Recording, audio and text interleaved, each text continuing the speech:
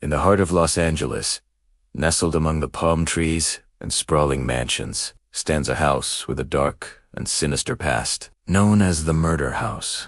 This seemingly ordinary residence holds secrets that have haunted the city for decades. Today, we delve into the chilling true story of the Blackout murders, a series of gruesome killings that shocked the nation and left an indelible mark on the fabric of American crime history.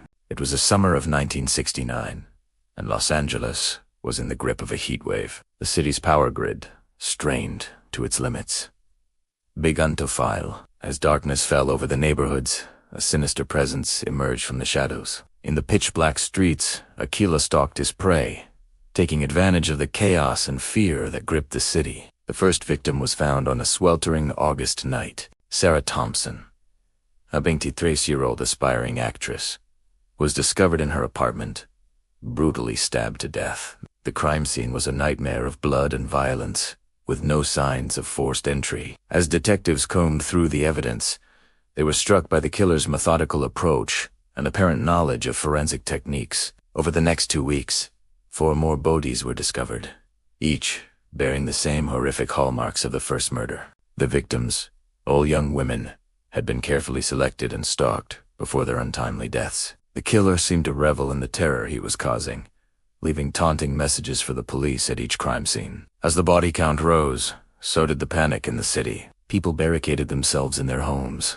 afraid to venture out after dark. The police were overwhelmed, struggling to keep up with the flood of tips and leads that poured in. But despite their best efforts, the killer remained elusive, always one step ahead of the law. It was until the 6th victim was found that investigators caught their first real break in the case. A neighbor reported seeing a man leaving the scene of the crime, describing him as tall and well-dressed, with piercing blue eyes. This description matched that of Dr. Richard Blackwood, a respected psychiatrist who lived in the now infamous murder house just blocks away from the latest crime scene. As detectives dug deeper into Blackwood's background, a disturbing picture began to emerge. The doctor had a history of mental illness, with several stays in psychiatric facilities throughout his adult life. His colleagues described him as brilliant but unstable, prone to fits of rage and delusions of grandeur. When police arrived at the murder house to question Blackwood, they were met with a scene of unimaginable horror. The doctor had transformed his basement into a makeshift torture chamber, filled with gruesome trophies from his victims. Blackwood himself was found dead, having taken his own life rather than face justice for his crimes. The discovery of Blackwood's lair brought an end to the Blackout murders, but it was only the beginning of the murder house's dark legacy. In the years that followed, the property became a magnet for the macabre, attracting thrill-seekers and paranormal enthusiasts from around the world. Reports of strange occurrences at the house began to surface almost immediately after Blackwood's death. Neighbors claimed to hear screams coming from the empty building late at night. Pasosby reported seeing ghostly figures in the windows, their faces contorted in terror. Some even swore they had seen Blackwood himself, still stalking the halls of his former home. The murder house changed hands several times over the years, but no owner was able to live there for long. Each family that moved in reported increasingly disturbing experiences, from unexplained noises and cold spots to full-bodied apparitions and violent poltergeist activity. One family lasted just 3 days before fleeing in the middle of the night,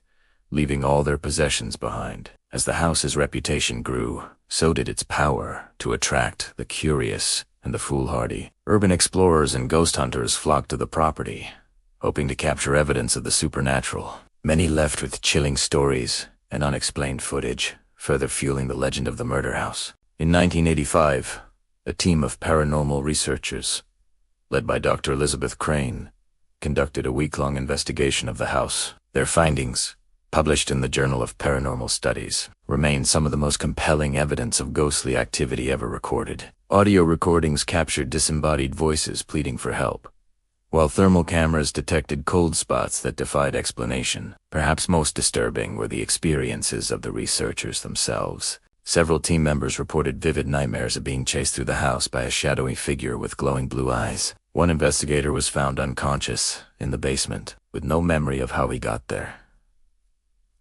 Dr. Crane herself suffered a nervous breakdown shortly after the investigation, never fully recovering from her experiences in the murder house. Despite numerous attempts to exorcise or cleanse the property, The dark energy that permeates the murder house seems impervious to intervention. Some believe that the land itself is cursed, its soil soaked with the blood of Blackwood's victims. Others theorize that the doctor's twisted spirit remains bound to the house, unable or unwilling to move on to the afterlife. Today, the murder house stands empty, a decaying monument to one of the darkest chapters in Los Angeles history. Its windows are boarded up, its once manicured lawn overgrown and wild. But even in its abandoned state, the house continues to exert a powerful influence on those who come near it. Local residents report feeling a sense of unease when passing by, as if unseen eyes are watching from the shadows. Children dare each other to touch the rusted gate, their laughter tinged with nervous energy. And on quiet nights,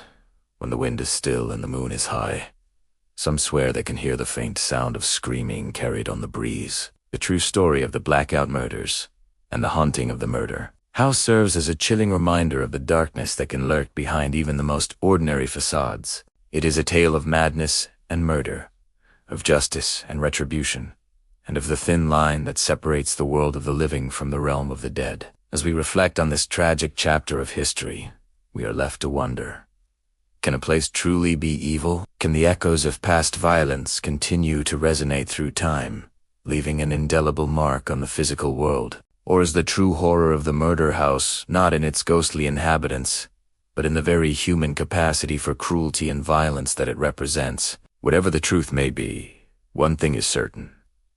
The murder house stands as a silent sentinel, a dark reminder of the secrets and sins that lie buried just beneath the surface of our seemingly ordinary lives. And as long as it remains, the legend of the Blackout murders will continue to haunt our collective imagination, a chilling testament to the enduring power of true crime and the supernatural.